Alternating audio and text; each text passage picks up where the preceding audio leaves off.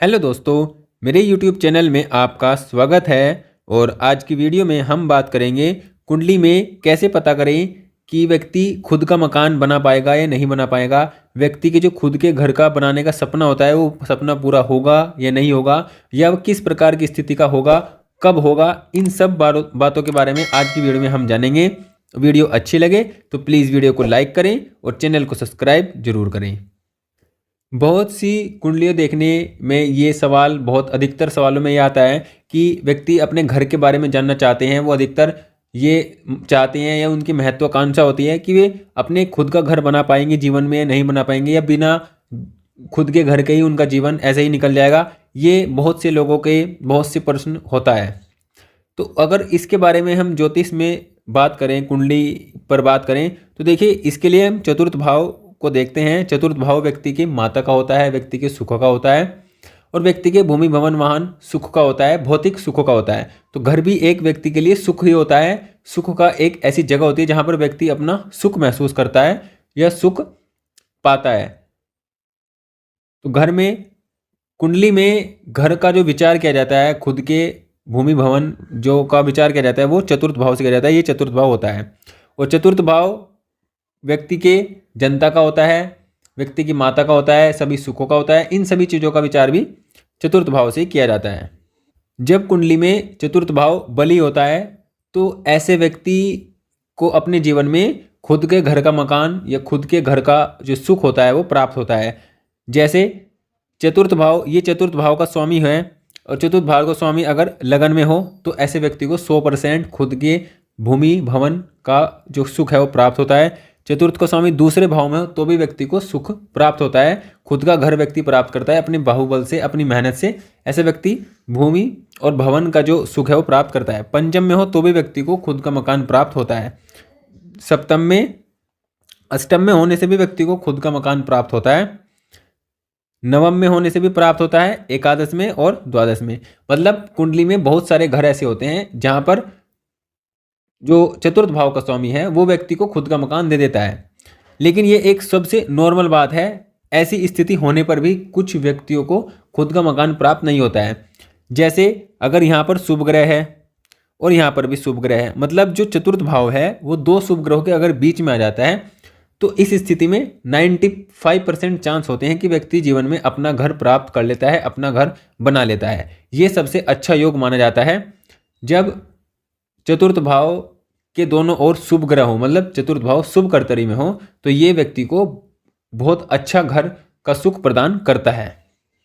जब दसम भाव में 2 शुभ ग्रह हो या 3 शुभ ग्रह हो, मतलब दसम भाव में शुभ ग्रह की जो दृष्टि हो, मतलब चतुर्थ भाव पर 2 से अधिक शुभ ग्रहों की दृष्टि पड़ रही हो, मतलब 2 शुभ ग्रहों की दृष्टि हो या 2 से अधिक शुभ ग्रहों की दृष्टि हो, तो भी व्यक्ति अपने जीवन में खुद का मकान जरूर बनाता है। उसको खुद का जो घर का सुख है वो प्राप्त होता है। तो ये कुछ स्थितियां होती हैं जिनसे व्यक्ति अपने खुद के मकान होने की स्थिति का पता लगा सकता है। अगर इस तरह की स्थितियां कुंडली में होती हैं, जैसे कि चतुर्थ भाव का स्वामी बली हो, चतुर्थ भाव पर शुभ ग्रह की दृष्टि हो, चतुर्थेश पर शुभ ग्रह की दृष्टि हो, तो व्यक्ति अपने जीवन में खुद का मकान अवश्य जरूर बना लेता है। इसके साथ कुछ और कॉम्बिनेशन भी होते हैं, कुछ ऐसे और योग भी होते हैं जिनकी हम बात करेंगे, जो व्यक्ति को बताते हैं कि उनके जीवन, व्यक्ति अपने जीवन में एक अच्छा घर प्राप्त कर सकता है।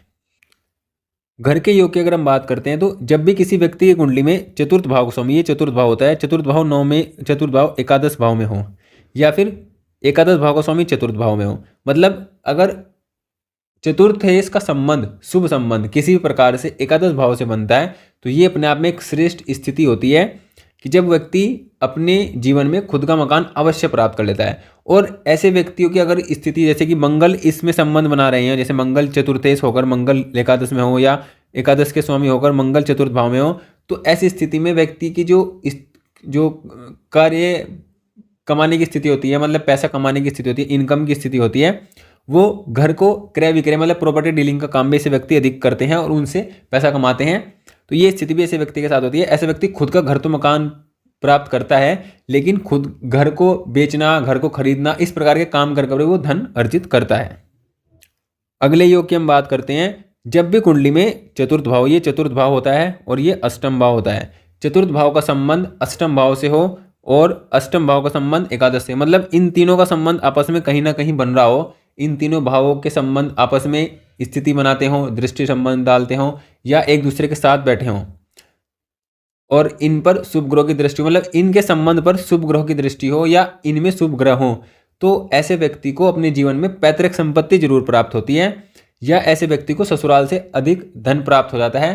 तो इन दोनों स्थितियों में से किसी प्रकार की स्थिति से भी व्यक्ति को बहुत अच्छा धन प्राप्त होता है और व्यक्ति को घर भी प्राप्त होने की स्थिति बनती है। तो ऐसे व्यक्ति भी जीवन में घर प्राप्त कर लेता है। जब उसके पास धन आता है तो धन से भी वो घर प्राप्त कर सकता है।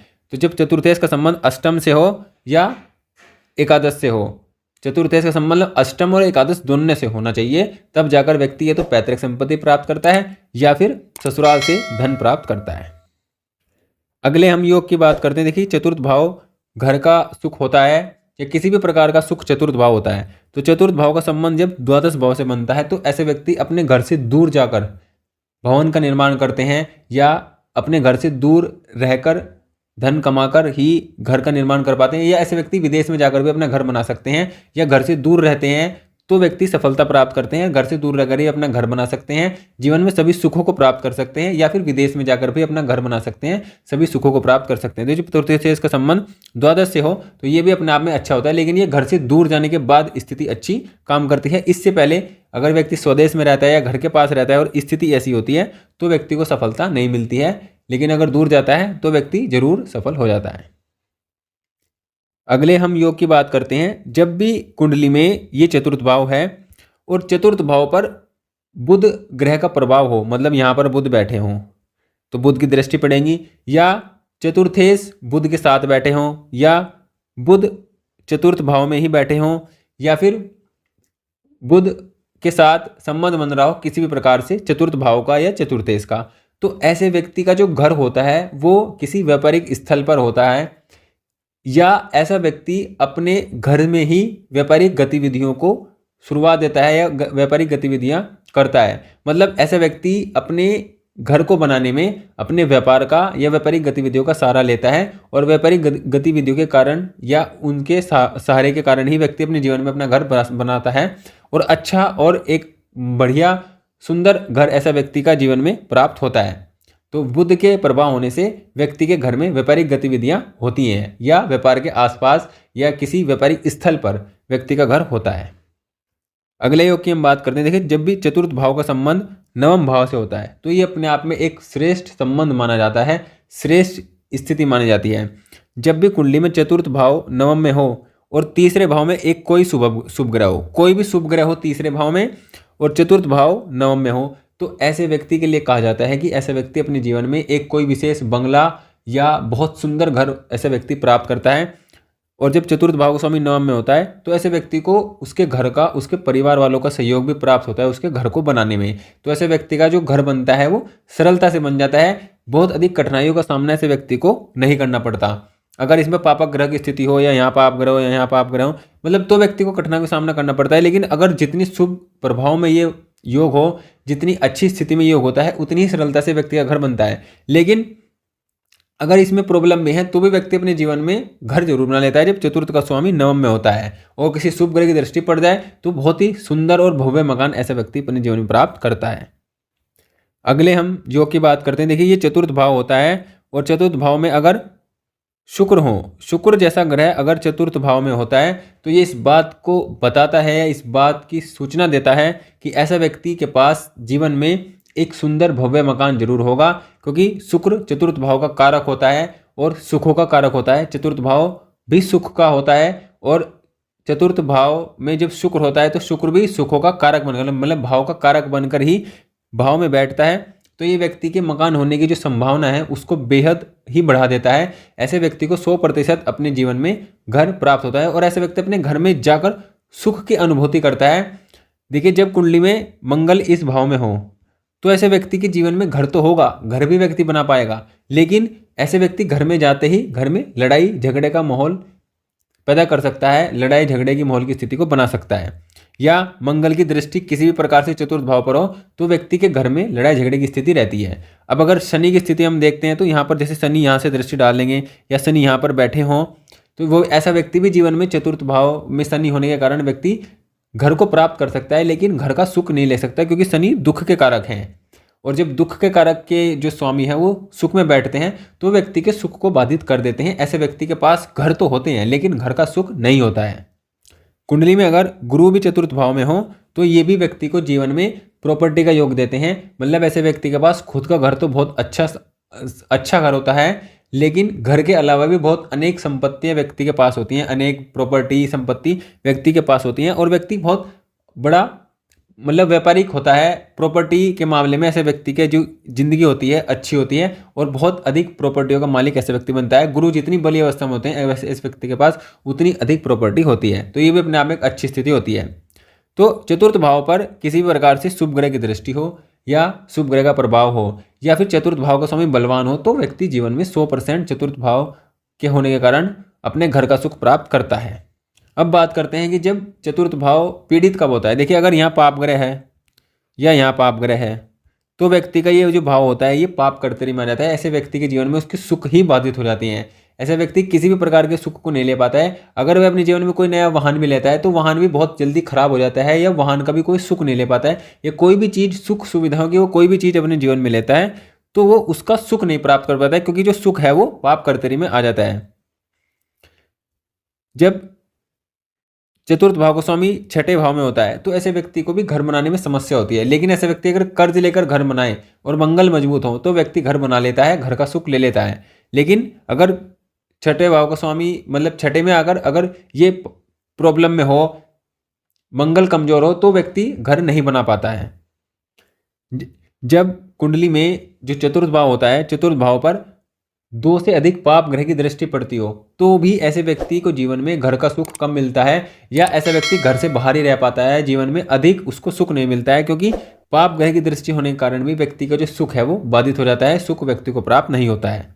तो जब 2 से अधिक पाप ग्रहों की दृष्टि पड़ती हो, 2 से अधिक पाप ग्रह चतुर्थ भाव में बैठे हों तो व्यक्ति को घर का सुख प्राप्त नहीं होता है।